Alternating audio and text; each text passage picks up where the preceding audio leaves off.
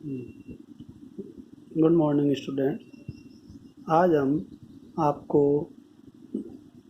वास्तविक संख्याओं के अंदर अंकगणित की आधारभूत प्रमेय के बारे में बताएंगे। अंकगणित की आधारभूत प्रमेय कहती है कि प्रत्येक भाज्य संख्याओं को अभाज्य संख्याओं के गुणनफल के रूप में इस प्रकार व्यक्त किया जा सकता है, यानी गुणनखंडित किया जा सकता है, जहाँ क्रम का ध्यान दिए बिना संख्या अद्वितीय होती है। इसको हम इस प्रकार से भी समझ सकते हैं कि यदि हम 30 का गुणनखंड निकालते हैं तो 30 के गुणनखंड होते हैं 2 गुणा 3 गुणा 5, या 5 गुणा 3 गुणा 2, या 2 गुणा 5 गुणा 3, यानी बिना किसी क्रम का ध्यान दिए बिना यदि अभाज्य गुणनखंड कहा जाए तो आप किसी भी क्रम में उसका गुणनखंड ज्ञात कर सकते हैं। अब यदि हम इसके आधार पर एक्सरसाइज को सॉल्व करते हैं, एक्सरसाइज है 1.2 और 1.2 के अंदर हम बात करेंगे कि निम्न संख्याओं को अभाज्य गुणनखंड के रूप में व्यक्त कीजिए। तो जब अभाज्य संख्याओं के गुणनफल के रूप में व्यक्त कीजिए तो इसके अंदर एक एग्जाम्पल हम लेते हैं 140 का। तो 140 के एग्जाम्पल के अंदर यदि हम देखते हैं 140 को सिंपल संख्या 14 का धाम 140 के रूप में व्यक्त कर सकते हैं, और 14 के गुणनखंड इसी क्रम में आगे बढ़ते हुए 2 गुणा 7 हो जाते हैं, और 10 के गुणनखंड हो गए 2 गुणा 5। और इसको जब हम आगे बढ़ते हैं तो 140 के गुणनखंड हो गए 2 गुणा 7 गुणा 2 गुणा 5। और अब नेक्स्ट क्वेश्चन, अगर 1200 के आपको गुणनखंड निकालने हैं तो सिंपल तरीका कि 1200 को हम 12 गुणा 100 के रूप में लिख सकते हैं, और 12 गुणा 100 में को 12 को गुणनखंड निकालेंगे तो वो हो जाएगा आपका 3 गुणा 4, और 4 के गुणनखंड हो जाएंगे 2 गुणा 2। इसी प्रकार 100 के गुणनखंड निकालेंगे तो 10 गुणा 10, और 10 के गुणनखंड होते हैं 2 गुणा 5। इसी प्रकार दूसरे 10 के गुणनखंड भी हुए 2 गुणा 5। तो 1200 के कुल गुणनखंड हो गए 3 गुणा 2 गुणा 2 गुणा 2 गुणा 5 गुणा 2 गुणा 5, या हम घात के रूप में लिखना चाहें तो इसके गुणनखंड हो जाते हैं 2 की घात 4 गुणा 3 गुणा 5 की घात 2।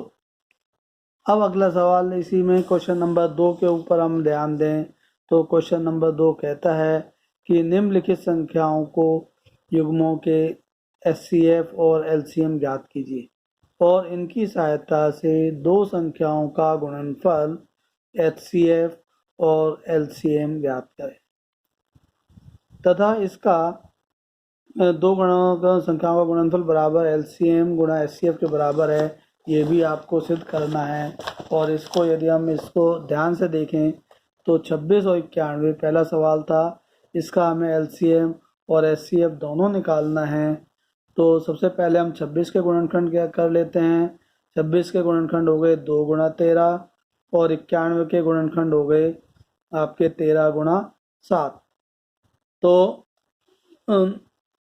इसके बाद आप इनको गुणनखंड के रूप में लिख लेते हैं। तो एचसीएफ बराबर हो गया 2 गुणा 13 गुणा 1, और 91 बराबर हो गया 13 गुणा 1 एल्स। तो इस प्रकार से एचसीएफ बराबर हो गया आपका 13 गुणा 1 यानी 13, और एलसीएम हो जाएगा 12 गुणा 13 गुणा 7। तो इस प्रकार से यदि हम इन तीनों को गुणा करते हैं तो हमारे पास 182 आ जाता है, और इसको इस प्रकार से 182 एलसीएम निकाल लिया हमने लघुत्तम, और एचसीएफ आपका आया 13। अब हम इसको चेक करते हैं, जो प्रतिबंध दिया गया है क्या यह उस प्रतिबंध में सही उतरता है या नहीं। तो दो संख्याओं का गुणनफल बराबर है एलसीएम गुणा एचसीएफ, एलसीएम गुणा एचसीएफ। इसको यदि आप देखोगे तो 26 गुणा 91 को हम गुणा करते हैं 102 गुणा 13 से, तो 26 गुणा 91 का गुणनफल 2366 आता है, और 182 गुणा 13 का गुणनफल भी 2366 आता है। तो इस प्रकार से हम कह सकते हैं कि दो संख्याओं का गुणनफल LCM गुणा HCF के बराबर होता है। अब बात आती है भाज्य और अभाज्य संख्या किसे कहते हैं। तो हम कह सकते हैं कि भाज्य संख्या वह संख्या होती हैं जिनके ठीक दो गुणनखंड होते हैं। यदि किसी संख्या के सिर्फ दो गुणनखंड है उसे हम भाज्य कहते हैं, और जिसके दो से अधिक गुणनखंड हैं उसे हम भाज्य कहते हैं, और जिसके दो गुणनखंड हैं उसे हम अभाज्य संख्या कहते हैं। अब बात आती है कि बताइए क्वेश्चन 7 गुणा 11 गुणा 13 प्लस 13 क्या ये भाज्य संख्या है या अभाज्य संख्या है। तो इसके लिए हमें इसके गुणनखंड निकालने पड़ेंगे। तो देखते हैं कि 13 दोनों में उभयनिष्ठ है, तो ब्रैकेट के बाहर अगर 13 लिखा तो अंदर आ जाता है 7 गुणा 11 प्लस 1, और ब्रैकेट में इसको हल करते हैं तो आ जाता है 77 प्लस 1 यानी 78।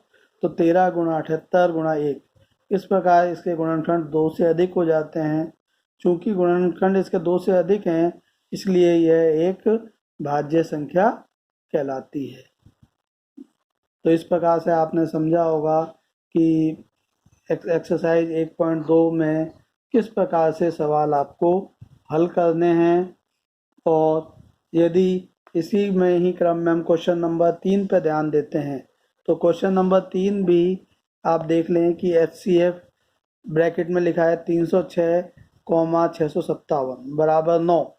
इसका अर्थ है 306 और 657 का HCF जो है 9 दिया हुआ है, और LCM आपको इसका 306 और 657 का LCM निकालना है। इसके लिए फॉर्मूला आपको जो अभी हमने क्वेश्चन नंबर 2 की शर्त थी, दो संख्याओं का गुणनफल बराबर HCF गुणा LCM है, तो उसका प्रयोग करेंगे और LCM निकालने के लिए हम दोनों संख्याओं के गुणनफल में HCF का भाग देंगे। तो उसकी सहायता से हम LCM निकाल सकते हैं। दो संख्याओं को गुणा करके यदि हम उसमें HCF का भाग देते हैं तो इसकी सहायता से हम LCM निकाल सकते हैं। तो इस प्रकार से हम 1.2 एक्सरसाइज के सवालों को हल कर सकते हैं। आशा है आपको ये एक्सरसाइज समझ में आई होगी, और अपने व्यूज़ ज़रूर दें, कमेंट्स करें और इस चैनल को सब्सक्राइब भी करें। धन्यवाद।